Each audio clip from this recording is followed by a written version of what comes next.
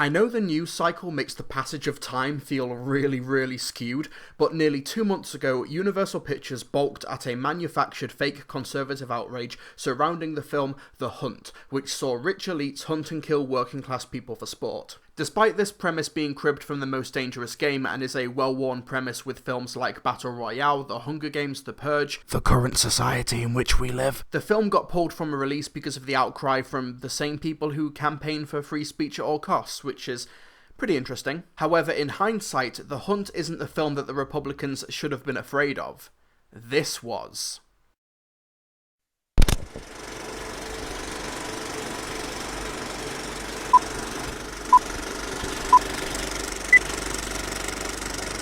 You can hide anywhere. We then try to find you. So there's no way for me to win, right?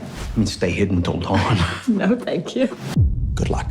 Ready or Not, as implied from the opening, uses the oft-repeated format of Richard Connell's The Most Dangerous Game story from nearly 100 years ago to tell a really polished and slick interpretation. The premise has Samara Weaving as Grace, a newlywed who has just become part of the Damas family, a family which made their fortune through a board game company before making their way into the sports industry. However, this is a really strange and eccentric family who request that Grace play a game that is randomly selected at midnight as an initiation ritual, only for her to draw the dreaded hide-and-seek card from the deck, where the family, including a reluctant new husband, have to track down Grace and kill her before dawn. See, the family believe that their ancestors and the creator of their gaming empire did not actually earn their wealth, but instead it was bestowed to them by a literal deal with the devil, and the rituals are their way of holding on to it. It's an amazing premise just watching this insanely deluded family believe this inherited story as an excuse to just kill people, but it's also the best way to approach the social commentary here, where an elite upper class literally commit acts of evil and sacrifice those below them in order to maintain their material goods. This is further hit home due to the film's other brilliant hook. The family are incompetent. The fact that they've not remotely worked for this wealth and that it was passed on to them, yet they still hold on to their centuries-old traditions, mean that they don't have a clue how to hunt, nor do they know how to play the game without cheating, and even when they do get the upper hand, they manage to cock it up. It turns Ready or Not into one of the freshest black comedies that I have seen in years, and makes it more akin to something that Sam Raimi would have cooked up in his earlier days. Mr. Ladomas, I just saw her running.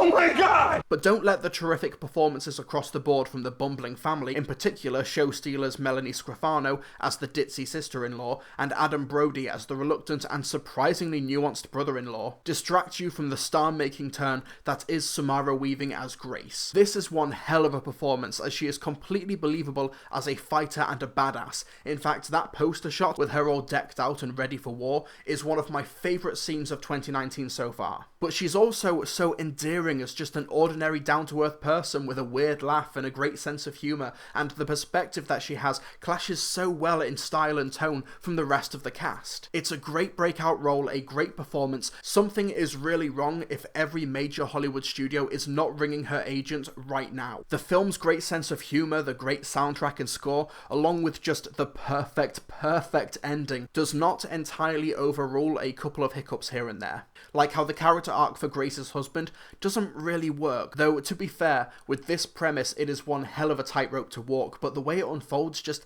never really worked for me. Also, while the movie does present us with an incredible modern female horror icon and has such a fun and relevant take on class in the Western world, the film does kind of employ some really out of place punching down humour towards the female servants who work in the family home, and it just feels a bit off base, like it's the wrong target in the wrong film. No, it's not a deal breaker, but I just thought it was worth bringing up. It's just something that kind of nagged at me a bit. Ready or Not is not a genre-defining game changer, and it's not the funniest or the goriest film in the world, but it's a really effective, really fun, really entertaining black comedy, and easily the most refreshing film playing in theatres right now. I give Ready or Not 4 stars out of 5. If we don't find her and perform the ritual, we're all dead. Found her. God damn it! Emily! I don't know what I'm doing!